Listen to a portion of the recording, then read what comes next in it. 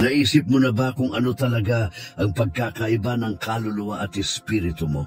Maraming Kristiyano ang hindi ito pinapansin, pero napakahalaga nito. Hayaan mong itanong ko sa iyo, hindi tanong para sa isip mo, kundi para sa pinakamalalim na bahagi ng iyong pagkatao.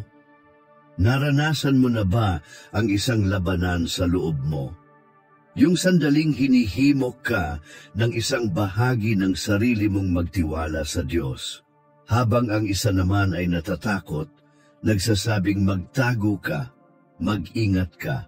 O kaya naman, may pagkakataong hinihila ka ng damdamin mo sa isang direksyon, pero may mas malalim, mas banayad, pero matatag na boses na nagsasabi ng isang katotohanang tila walang hanggan. Ang tensyong nararamdaman mo, hindi iyon pagkalito. Sa totoo lang, iyon ay refleksyon ng banal na kaibahan sa pagitan ng iyong kaluluwa at espiritu. At kapag naunawaan mo ito, nagbabago ang lahat. Maraming mananampalataya ang nabubuhay nang hindi alam na may dalawang magkaibang panloob na bahagi sa kanila. Ang isa ay ginawa para maunawaan ang mundo, at ang isa ay ginawa para makipag-ugnay sa langit. Madalas nating bigyang pansin ang puso. Pinag-uusapan natin ang ating damdamin, iniisip at mga alaala. Pero mas lumalalim pa ang Biblia. Maliwanag nitong inihihiwalay ang kaluluwa sa espiritu. Ipinapakita ang kaibahan ng mga bagay na makalupa at ng mga bagay na walang hanggan, ng mga damdaming madaling mag-react at ng karunungang galing sa Diyos. Marami sa atin ang nalilito, parang nawawala o espiritual na tuyot, hindi dahil iniwan tayo ng Diyos, kundi dahil napaghalo natin ang kaluluwa at ang espiritu. Hinayaan nating pangunahan tayo ng emosyon, pinakinggan ang boses ng nakaraang sugat kaysa sa tinig ng Diyos, at tinakpan ng lohika ang tunay na revelasyon. Pero may mas mataas na layunin ng Diyos. Nilalang niya tayo ng may layunin at pag-aalaga. Hindi lang siya nagbigay ng hininga, itinanim niya sa atin ang espiritu, isang walang hanggang bahagi na nakakakilala sa kanyang tinig. At ngayon magsisimula tayo sa isang paglalakbay sa kwento ng Eden, sa mga tula ng mga awit, sa mga salita ni Jesus, at sa puso ng layunin ng Diyos para sa buhay mo. Tutuklasin natin ang makapangyarihan at magandang pagkakaiba ng kaluluwa at espiritu sa pamamagitan ng banal na kasulatan. At kapag nakita mo ito ng totoo, hinding-hindi na magiging pareho ang buhay mo. Una, balikan natin kung paano tayo nilikha. Sa simula, bago pa pumasok ang pagkalito sa mundo, mayroong malinaw na kaayusan. Ang Diyos, ang perpektong manlilikha, ang humubog sa sangkatauhan sa pamamagitan ng kanyang mga kamay. Sa Genesis 2.7, mababasa natin ang isang napaka-personal at kahanga-hangang tagpo. Pagkatapos ay nilikha ng Panginoong Diyos ang tao mula sa alabok ng lupa at hiningahan ito sa ilong ng hininga ng buhay, at ang tao ay naging buhay na kaluluwa. Tingnan natin ito ng mas malapitan. Una, hinubog ng Diyos ang katawan ng tao mula sa lupa, ang ating pisikal na katawan. Pagkatapos, hiningahan niya ito ng hininga ng buhay, ang kanyang banal na espiritu, ang kanyang ruach, ang kanyang hangin, pero hindi doon nagtapos. Nang pumasok ang hiningang iyon sa katawan, may nakamamanghang nangyari, isang buhay na kaluluwa, ang umiral. Ang salitang Hebreo para sa kaluluwa ay nephesh, ang lugar ng damdamin, pagpili at pagnanais. Hindi tumanggap ng kaluluwa ang tao, naging kaluluwa siya.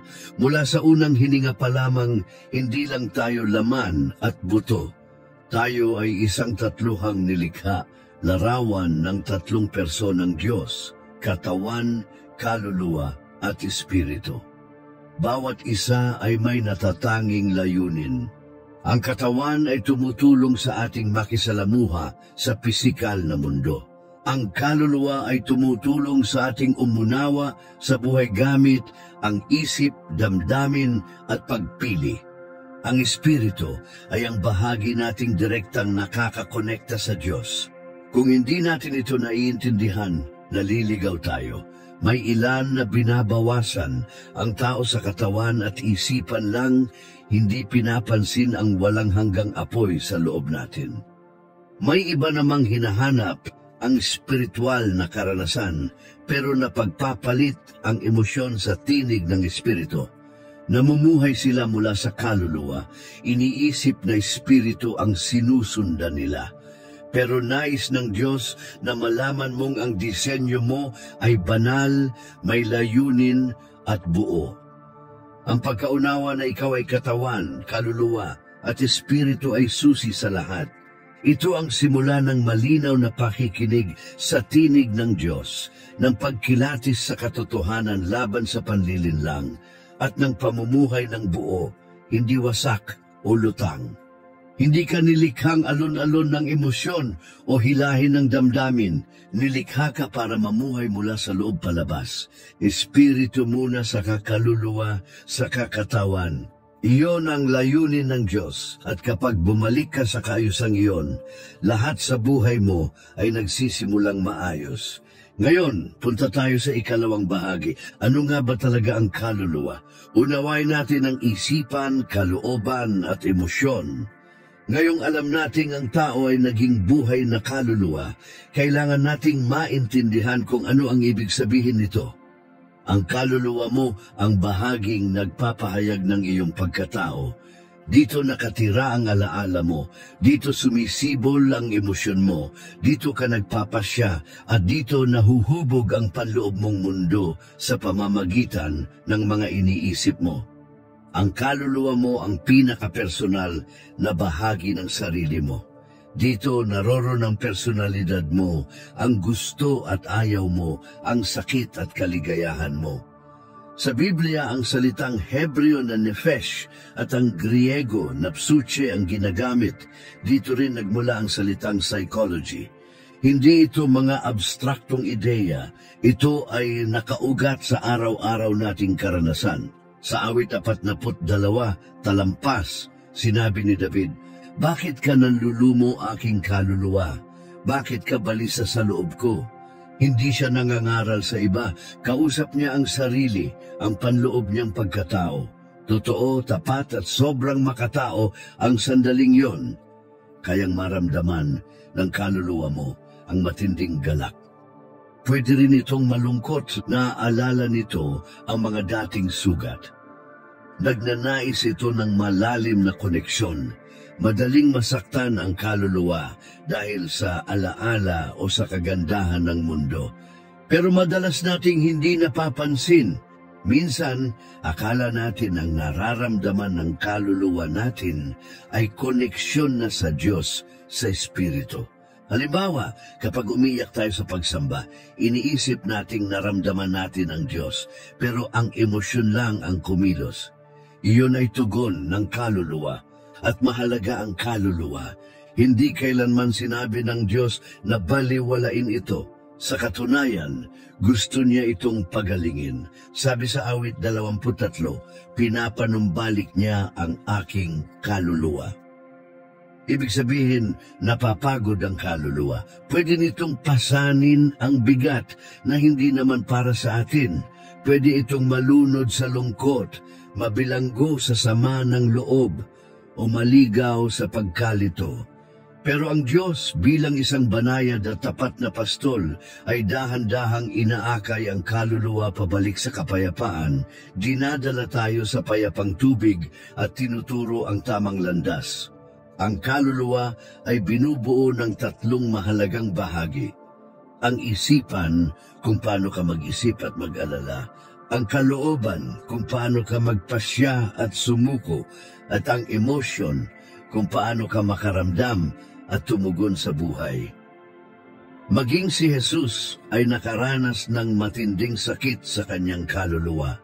Sa Mateo 26:38, sinabi niya, "Ang kaluluwa ko ay labis na namimighati hanggang sa kamatayan." Si Jesus iyon, ang anak ng Diyos, nakaramdam ng matinding lungkot sa kaluluwa bago pumunta sa krus. Kaya huwag mong isipin na hindi mahalaga ang kaluluwa mo. Napakahalaga nito. Pero ito ang katotohanang dapat mong panghawakan. Ang kaluluwa mo ay hindi nilikhang manguna. Ito ay nilikhang sumunod sa Espiritu. Kapag ang kaluluwa ang nauuna, nagiging magulo ang buhay, kontrolado ng emosyon, nahahatak ng opinyon ng iba, at nauubos ang lakas. Pero kapag ang Espiritu ang namumuno, doon palang makakapahinga at magkakaroon ng kapayapaan ng kaluluwa. Lakasan mo ang loob mo, pinahahalagahan ng Diyos ang kaluluwa mo. Alam niya ang bawat iniisip mo, bawat luha mo, bawat kirot na hindi mo masabi. At siya lang na lumikha ng iyong kaluluwa, ang tunay na may alam kung paano ito pagalingin, hubugin at ihanay sa iyong espiritu. Ngayon, lumalim pa tayo. Ano nga ba ang espiritu? Ang espiritu ang mismong hininga ng Diyos sa loob mo. Ito ang pinakamalalim na bahagi mo. Kung ang kaluluwa ang tirahan ng damdamin at isipan mo, ang espiritu naman ay higit pa roon. Ito ay banal. Ito ang bahagi mong galing mismo sa Diyos. Ito ay walang hanggan. Ang espiritu ay hindi lang pakiramdam o kutob. Hindi ito instinct o panloob na boses. Ito ay ang banal na alab na nasa loob mo, inilagay mismo ng Diyos upang ikaugnay ka sa Kanya sa paraang walang ibang makakagawa. Ang salitang Hebreo na ruach ay nangangahulugang hininga, hangin o puwersa ng buhay.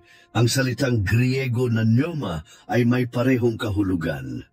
Nang hiningahan ng Diyos si Adan, hindi lang hangin ang ibinigay niya, espiritu iyon.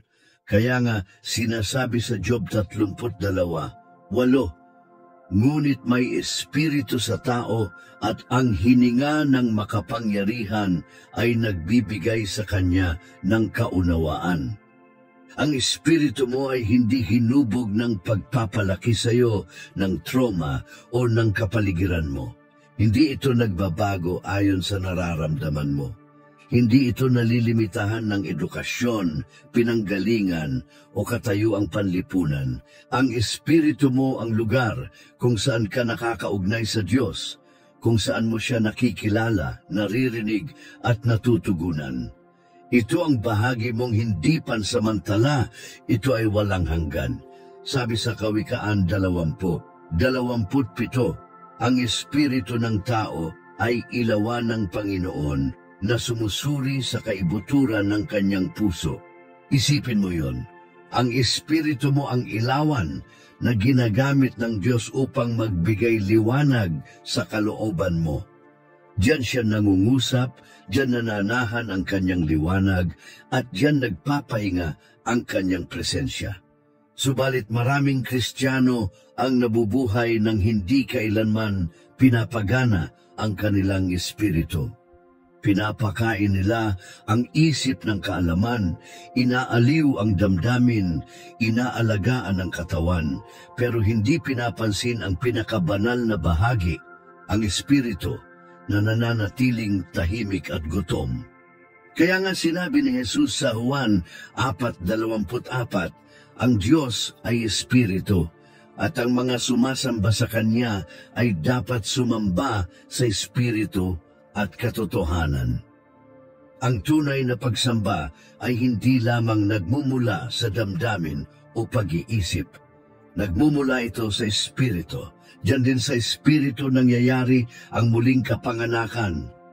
Sa Juan 3:6, sinabi ni Jesus kay Nicodemo, ang isinilang sa laman ay laman, at ang isinilang sa espiritu ay espiritu. Ibig sabihin, ang katawan mo ay galing sa mga magulang mo, pero ang espiritu mo ay kailangang ipanganak muli mula sa espiritu ng Diyos. Kapag nangyari iyon, nagigising ang espiritu mo. Nagnanais itong mapalapit sa presensya ng Diyos, sa katotohanan, sa katuwiran. At ito ang nangunguna, ginagabayan ng kaluluwa at katawan ayon sa kalooban ng Diyos. Doon nagsisimula ang tunay na pagbabago, hindi sa panlabas, kundi sa pinakaloob. Hindi ka lang katawan na naghahanap ng espiritual na karanasan. Ikaw ay isang espiritual na nilalang na pansamantalang nabubuhay sa pisikal na mundo. At kapag nagising ang espiritu mo, wala nang bagay sa mundong ito ang makakapuno sa iyo gaya ng Diyos. Ngayon, maging totoo tayo, mahirap talaga ang buhay. Parang alon na biglang sumasalpok, ganon kung dumating ang emosyon. Dumaraan tayo sa lungkot, pag-aalala, pagkabigo, pagtataksil at kawalan ng katiyakan. Lahat ng ito ay dumidiretso sa kaluluwa, parang bagyo. Maaring maramdaman mong nilulunod ka ng emosyon na hindi mo maunawaan, dala ang bigat na tila hindi mo kayang pasanin.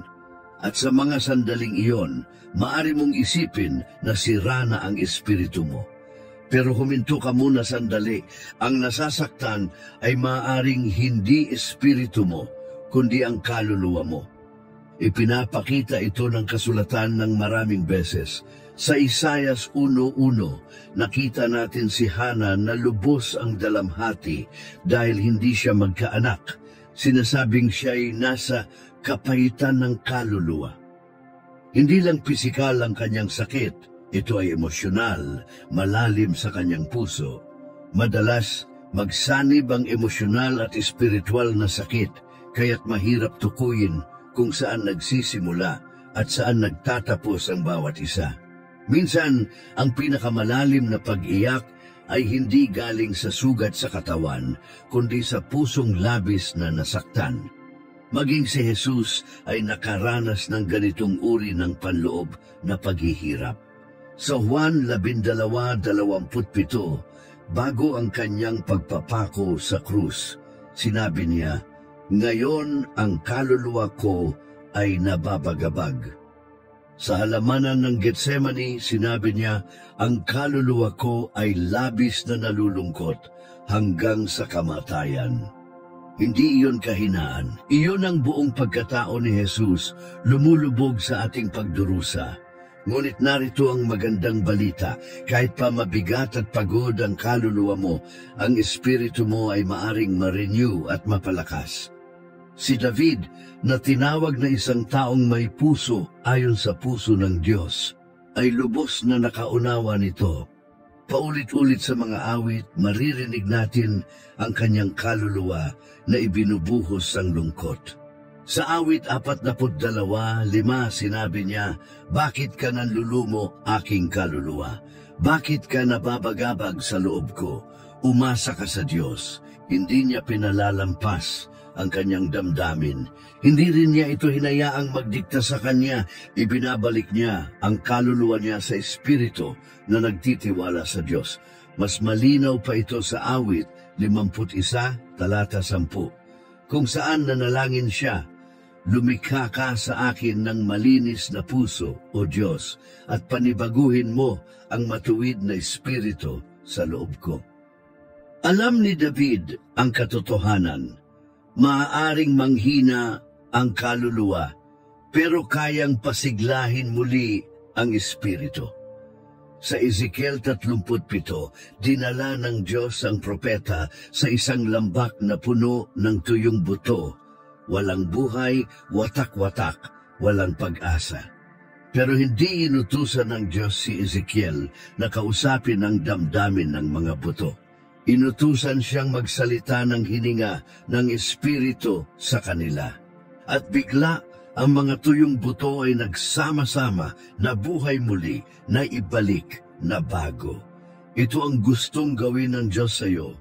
Kahit pagod ang kaluluwa mo, kahit pinahina ka ng mga pagsubok sa buhay, ang espiritu mo ay maaaring buhayin muli ng hininga ng Diyos. At kapag nangyari iyon, iaahon ng espiritu mo ang kaluluwa mo mula sa dilim, gaya ng isang apoy na sumisiklab sa gitna ng gabi. Ano ang ibig sabihin nito para sa iyo ngayon? Ibig sabihin, hindi mo kailangang mamuhay ayon sa nararamdaman mo. Pwede mong kausapin ang kaluluwa mo gaya ng ginawa ni David. Pwede mong paalalahanan ang sarili mo kung sino ang Diyos. Maniwala muli, umasa muli. Pwede kang manalangin, Panginoon, panibaguhin mo ang espiritu ko at makikita mong tutugon siya. Maaring subukang guluhin ng kaaway ang kaluluwa mo. Pero kung ang espiritu mo ay pagmamay-ari ng Diyos, hindi niya ito kayang galawin. Diyan nakasalalay ang tunay mong lakas, hindi sa pagtanggi sa damdamin, kundi sa pag-angat mula sa mga ito sa pamamagitan ng kapangyarihan ng Espiritong buhay kay Kristo.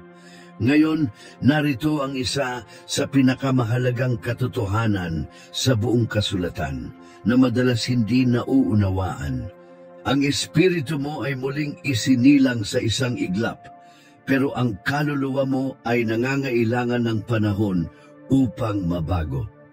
Nang sinabi ni Jesus sa Juan 3:3, malibang ang isang tao ay ipanganak na muli, ay hindi niya makikita ang kaharian ng Diyos. Hindi siya nagsasalita ng talinghaga. Totoong muling kapanganakang espiritual ang tinutukoy niya. Sa Juan 3, seksyon 6, paliwanag niya, ang isinilang sa laman ay laman, at ang isinilang sa espiritu ay espiritu. Ang una mong kapanganakan ay pisikal, binigyan ka nito ng katawan. Pero ang pangalawa ay espiritual, binibigyan nito ng buhay ang espiritu mo. Sa sandaling tanggapin mo si Jesus ng totoo, nababago ang espiritu mo. Hindi na ito patay dahil sa kasalanan, nabubuhay na ito kay Kristo. Kaya nga sinasabi sa 2 Korinto 5:17, kaya't kung ang sinuman ay kay Kristo, siya'y isang bagong nilalang. Ang mga dating bagay ay lumipas na. Masdan, ang mga bago ay dumating na. Tungkol ito lahat sa espiritu mo.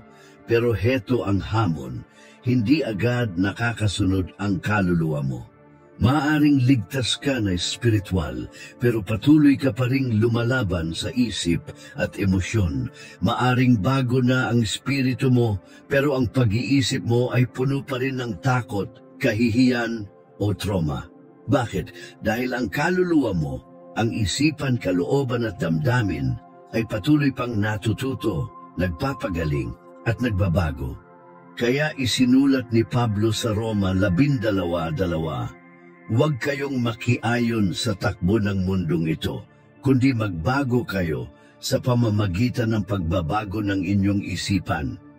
Isinusulat niya ito sa mga mananampalatayang na kay Kristo na nabago na ang espiritu, pero nangangailangan pa rin ng tulong ang kanilang kaluluwa.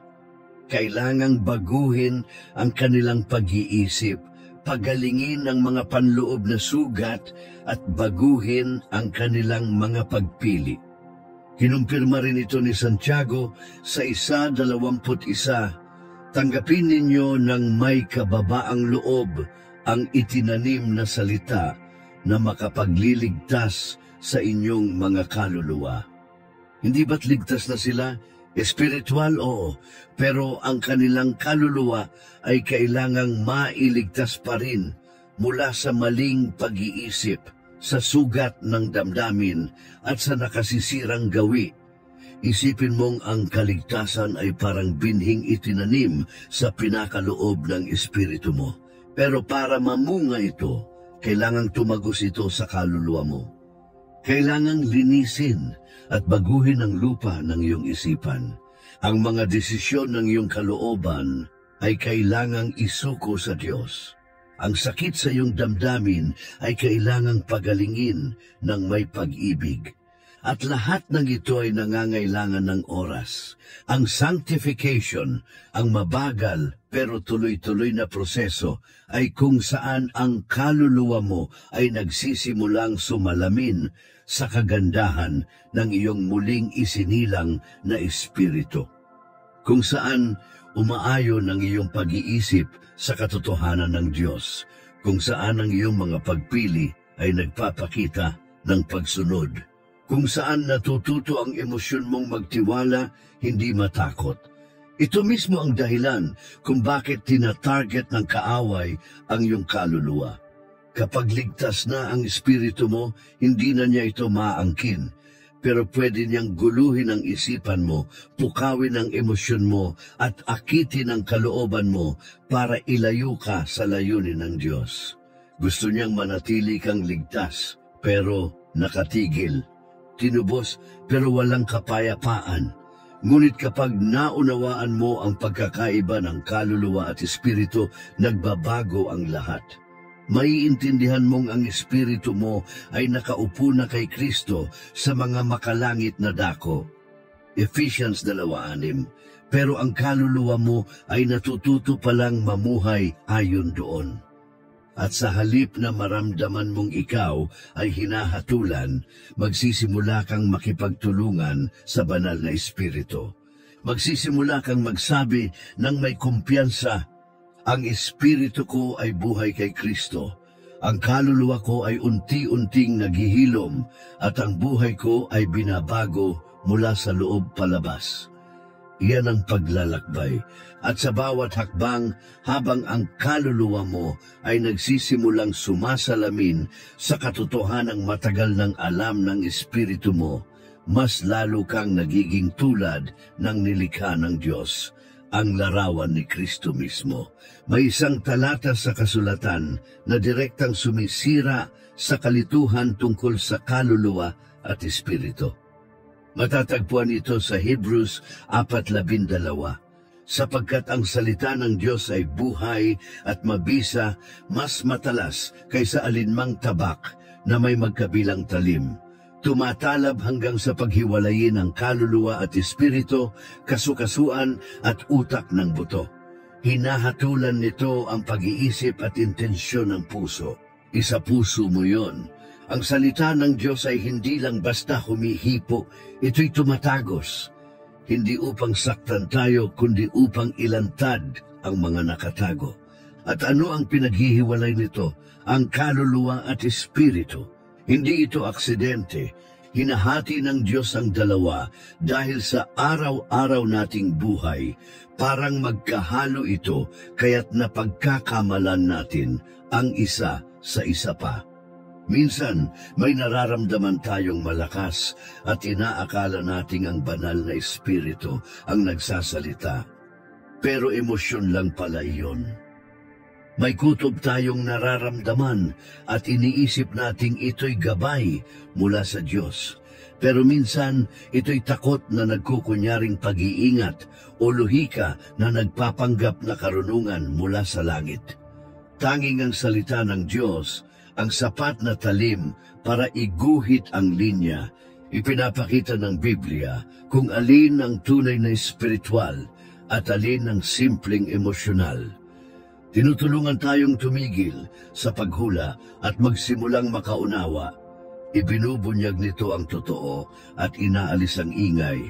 Napakahalaga nito lalo na sa isang kultura kung saan madalas pinapalakpakan ang damdamin kaysa sa katotohanan, kung saan ang emosyon ay napagkakamalang pananampalataya. Maraming Kristiyano ang ginagabayan ng kanilang kaluluwa, hindi ng kanilang espiritu, at hindi nila namamalayan. Hinahanap nila ang emosyonal na kasiyahan sa pagsamba pero iniiwasan ng tahimik na disiplina ng salita. Gumagawa sila ng desisyon batay sa kung ano ang masarap sa pakiramdam, hindi batay sa salita ng Diyos. Dahil dito, napagkakamalan nila ang emosyon bilang tunay na espiritual na karanasan. Makapangyarihan ang kaluluwa. Maaari itong magmukhang espiritu kung hindi tayo mapagmatyag. Iyan ang dahilan kung bakit maraming tao ang naaakit sa emosyonal na relihiyon, mga espiritual na uso o mistikong karanasan. Inaantig nito ang kaluluwa at tila makahulugan, ngunit hindi ito palaging mula sa Diyos. Ang espiritu naman ay nakikipag-ugnayan sa Diyos sa pamamagitan ng katotohanan, hindi lang damdamin. Kaya sinabi ni Jesus sa Juan 6:43, ang mga salitang sinabi ko sa inyo ay espiritu at buhay. Ang kanyang mga salita ay hindi lang basta nakaaantig ng damdamin.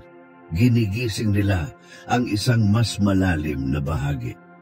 Pinuputol nito ang kalituhan at nagdadala ng liwanag mula sa langit. Ang salita ng Diyos ang tanging kasangkapan na sapat ang katumpakan upang sabihin kung ano ang galing sa kaluluwa at kung ano ang galing sa espiritu. Iyan ang dahilan kung bakit ang pagsambalang ay hindi sapat. Kailangan mo ang kasulatan, kailangan mo ng katotohanang higit pa sa damdamin. Kailangan mo ang salita, hindi para gibain ka, kundi upang pagalingin ka mula sa ugat. Kapag nagsimula kang magbasa ng Biblia, hindi lang para ma-inspire, kundi upang maitama, upang makapasok ito sa pinakamalalim na bahagi ng puso mo at ayusin ang kaluluwa mo, doon ka magsisimulang lumakad sa tunay na espiritual na lakas. Titigil ka sa pagtanggap ng mababaw na pananampalataya. Magsisimula kang maghangad ng totoo.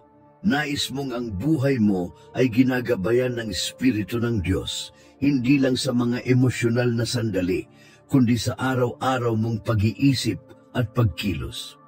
Doon nagsisimulang kumilos ang banal na Espiritu sa buhay mo, hindi lang tuwing linggo, hindi lang kapag ramdam ang presensya, kundi sa paraan ng iyong pag-iisip, pagsasalita, pagpili at pagmamahal. Doon natututo ang kaluluwa mong sumunod sa Espiritu at ang Espiritu mo ay sumusunod sa Diyos. Doon siya nagiging tunay na Panginoon ng iyong buhay.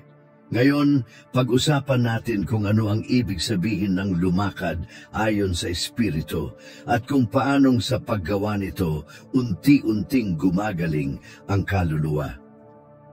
Sa Galatia 5:16, malinaw ang utos, lumakad kayo ayon sa Espiritu at hindi ninyo tutugunin ang pita ng laman. Hindi sinabing sundin ang damdamin o ang puso mo. Sinabi niya lumakad sa Espiritu, mamuhay ayon sa gabay mula sa pinakaloob na lugar kung saan nananahan ang Diyos sa atin. Ang paglakad ayon sa Espiritu ay nangangahulugang pinapayagan mong isang bagay na mas malalim kaysa sa katwiran, mas malakas kaysa sa damdamin, at mas mataas kaysa sa sitwasyon mo ang gumabay sa iyo. Ibig sabihin, ang muling isinilang mong espiritu na nakaugnay sa Espiritu ng Diyos, ang siyang nangunguna sa iyong mga kilos, humuhubog ng iyong pag-iisip at nagpapalakas ng iyong kaluluwa. Ang ganitong uri ng pamumuhay ay namumunga hindi panandali ang emosyon, kundi malalim at pangmatagalang pagbabago. Sa pagpapatuloy ng Galatia 5, inisa-isa ang bunga ng Espiritu: pag-ibig, kagalakan, kapayapaan, pagtitiis, kabaitan, kabutihan, katapatan, kaamuan, at pagpipigil sa sarili. Hindi ito pinipilit sa pamamagitan ng sariling lakas. Kusang tumutubo ito kapag ang buhay mo ay nakaugat sa Espiritu. Ngunit narito ang isang napakagandang katotohanan. Ang pamumuhay sa pamamagitan ng Espiritu ay hindi lumalampas sa kaluluwa. Pinagagaling nito ito. Pinaalalahanan tayo ng awit 23, ibinabalik niya ang aking kaluluwa. Iyan ang ginagawa ng mabuting pastol. Inaakay niya ang espiritu mo at dahan-dahang dinadala ang kaluluwa mo sa kapahingahan at kagalingan. Kapag malapit kang lumalakad sa Kanya, hindi niya pinapawi ang damdamin mo o binubura ang personalidad mo. Sa halip, tinutubos niya ito, ibinabalik niya ang kaluluwa mo. Tinuturuan niya ang emosyon mong magpasailalim sa Kanyang kapayapaan. Sinasanay niya ang kalooban mong magtiwala at sumuko. Ipinapakita niya sa kaluluwa mo kung paano sumunod sa pamumuno ng Espiritu. Isipin mo ang isang lampara. Ang apoy ay ang Espiritu mo. Ang salamin sa paligid ay ang kaluluwa mo, at ang katawan ang base na humahawak sa lahat. Kapag ang salamin ay basag, madumi o baluktot, patuloy pa rin ang pagningning ng apoy, pero hindi ito malinaw. Ngunit kapag malinis at magaling ang kaluluwa mo, ang liwanag ng espiritu mo ay kumikislap ng malinaw sa buong mundo. Nagiging buhay kang salamin ng katotohanan, biyaya at kapangyarihan ng Diyos. Paano mo sisimulan ang paglakad sa espiritu? Magsimula sa salita ng Diyos. Pakainin mo ang espiritu mo, hindi lang ang isipan mo. Huwag kang magbasa para lang matapos. Magbasa ka ng bukas ang puso, handang baguhin. Manalangin ng malalim mula sa espiritu, hindi lang emosyonal, kundi totoo at taos-pusong pakikipag-usap sa Diyos. Sumamba sa katotohanan kahit hindi mo ito ramdam. Hayaan mong ang espiritu ang manguna kahit gustong sumuko ng kaluluwa mo. Isuko mo ang kalooban mo araw-araw. Sabihin mo, hindi ang kaluluwa ko, Panginoon, kundi ang espiritu mo ang manguna sa akin. Matutong huminto at manahimik. Madalas ang espiritu ay bumubulong habang ang kaluluwa ay sumisigaw. Bigyan mo ng espasyo ang Diyos upang makapagsalita at tandaan, ang paggaling ng kaluluwa ay isang proseso. Huwag mo itong madaliin. Huwag mong saktan ang sarili mo kapag nahihirapan ka emosyonal o mental. Patuloy ka lang lumapit sa Diyos. Patuloy na piliin ang espiritu sa halip na laman, katotohanan sa halip na damdamin, pananampalataya sa halip na takot. Unti-unti marirenew ang kaluluwa mo. Babalansin muli ang damdamin mo, lilinaw ang isipan mo, at ang buong buhay mo ay magiging refleksyon ng kagandahan at lakas ng Espiritu ng Diyos na nananahan sa iyo. Patuloy kang magpasakop, patuloy kang lumakad isang hakbang bawat araw. Dahil kapag ang Espiritu mo ang nanguna at ang kaluluwa mo ay natutong sumunod, ang lahat sa buhay mo ay nagsisimulang maayos at diyan mo tunay na matatanggap ang kalayaang inialay ni Jesus para sa iyo. Sa pagtatapos, tandaan mo, masigit ka pa sa akala mo. Hindi ka lang pisikal na katawan, hindi ka lang alaala, sakit, talento o personalidad. Isa kang espiritu. Ang hininga ng Diyos ay nananahan sa iyo. May apoy na walang hanggan sa loob mo, isinindi ng mismong manlilikha, at walang bagay sa mundong ito. Hindi takot, hindi kabiguan, hindi kadiliman, ang kayang patayin ito. Ikaw ay nilikha para sa banal na kaayusan. Ang espiritu mo ay malapit sa Diyos, ang kaluluwa mo ay maluwag na sumusunod, at ang katawan mo ay ginagampanan ang layunin ng Diyos dito sa lupa. Iyan ang tunay na kabuuan. Diyan naninirahan ang tunay na kapayapaan. Iyan ang ibig sabihin ng lumakad sa kapangyarihan ng Diyos. Ngunit para sa marami sa atin, ang kaluluwa natin ang matagal nang namumuno, gumagawa ng mga pasyang bunga ng takot, tumutugon dahil sa emosyon, o sumusunod sa sakit na matagal nang dala. At habang ang Diyos ay laging mahinahon at puno ng awa sa ating mga kaluluwa, iniimbitahan niya rin tayo sa isang mas mataas na bagay. Inaakyat niya tayo pataas. Tinatawag niya tayong lumalim sa isang buhay na ginagabayan ng Espiritu. Sapagkat kapag ang espiritu mo ang namumuno, nagsisimulang maghilom ang kaluluwa mo, lumalawak ang iyong pangunawa, tumatatag ang iyong kalooban, kumakalma ang iyong damdamin, at maging ang katawan mo ay nagsisimulang sumalamin sa kapayapaan at kaayusan ng langit. Hindi ka masyadong sira upang gamitin ng Diyos. Hindi ka masyadong emosyonal upang gabayan ng kanyang kamay. Hindi ka masyadong lohikal upang sundan ang kanyang espiritu. Eksakto kang ginawa ayon sa disenyo ng Diyos, katawan, kaluluwa at espiritu. At nais niyang bawat bahagi mo ay sumabay sa tibok ng kanyang puso. Kaya ngayon, hayaan mo siyang pumasok. Hayaan mong ang salita ng Diyos ay dahan-dahang humiwalay sa kung alin ang kaluluwa at alin ang espiritu. Hayaan mong ang banal na espiritu ay huminga ng panibagong buhay sa pinakapuso ng iyong pagkatao. Hayaan mong ang kaluluwa mo ay magpahinga sa pag-aaruga ng isa na lubos na nagmamahal sa iyo at lubos ding nagpapagaling sa iyo.